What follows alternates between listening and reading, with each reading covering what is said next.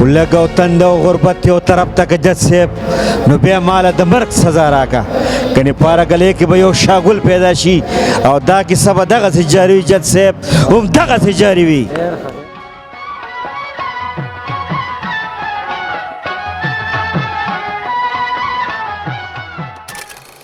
بسم الله الرحمن الرحیم. السلام علیکم ګرانو کتونکو. نوید بهزاد مردان نیوز 1 سره ستاسو خدمت کې حاضر شوی ما.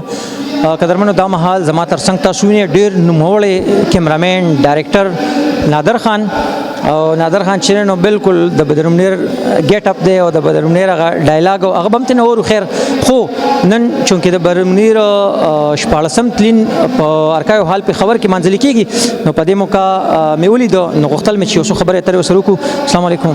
وعلیکم سلام. ستړي مه شئ. څنګه ښه یې؟ ټیک شکر الحمدلله. موږ دا پروګرام دا کړو چې یاره بل بدرمنیر به رانشي. تاسو په دې اړه باندې څه وایئ؟ بالکل بدرمنیر چې کوم یو بدرمنیر او د هغې نه پس بل بدرمنیر ډېر مشکله ده. ښه جي د بدرمنیر داسې یو ښایسته ډایلاګ چې دې ټایم کې تاسو زموږ کتونکو سره شریکولی شئ. بدرمنیر خو زما ډېر زیات خوښ و تر دې پورې چې ما لیدلی هم نه و خو زه پرې مین یم. زما زه به تا ته د بدرمنیر صاحب یو ډایلاګ ویم او هغه ډایلاګ دا دی د جج صاحب لږ او تند او غربت یو طرف ته که جج صاحب نو بیا ماله د مرګ سزا راکه کنې پاره ګلې کې به یو شاګل پیدا شي او دا کیسه به دغسې جاري وي جج صاحب هم دغسې جاري وي. ډېر ښه نادر صاحب. نادر صاحب چې ډایلاګ وی د بدرمنیر نو بالکل هو به هو هغه ګمان پې کېږي. توبه چې بدرمنیر صاحب بیا را ژوندی شو. دا خو مې لږ سلو ویلې چې هلته خلک لګیا دي هغه ټول خلک دې خوا مخ شو چې دا څنګه چل دی څوک لیونی شو که څنګه. بالکل چې هم دغسې ده.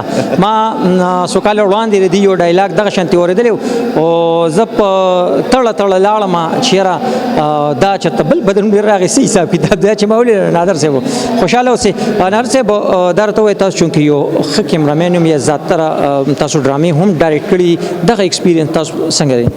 جی زما خو شوق ایکټینګ سره و خپل ایکټینګ سره خو بس چونکې مجبوري شي که نه نو کیمرې ته مې زده کړله او دا ډایرکشن او دا د ټولو سره تړلی کار دی نو چې یو کار کوي نو بیا پوره کول پکار دي. مطلب لکه فنکار چې پوره فنکار وي چې هغه په کیمره هم پوهیږي هغه ایکټینګ هم کولی شي ډایرکشن پروډکشن دغه شیزونه هم ټول کولی شي.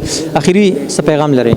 بس پیغام دا لرم چې د خپل مور پلار عزت وکړئ او ډېر د شر او فساد زمانه ده خپل 15 وخته مونځ او دس کوئ او چې د لاس هم څومره چاته خیر رسیږي نو خیر ورسوئ. ډېره مهرباني. ډېر ښکلی پیغام ورکو نادر خان وی چې د لاس هم چاته خیر رسیږي نو په دغه کې ناراسته مه کوئ دغه خیر خامخا ورسوئ.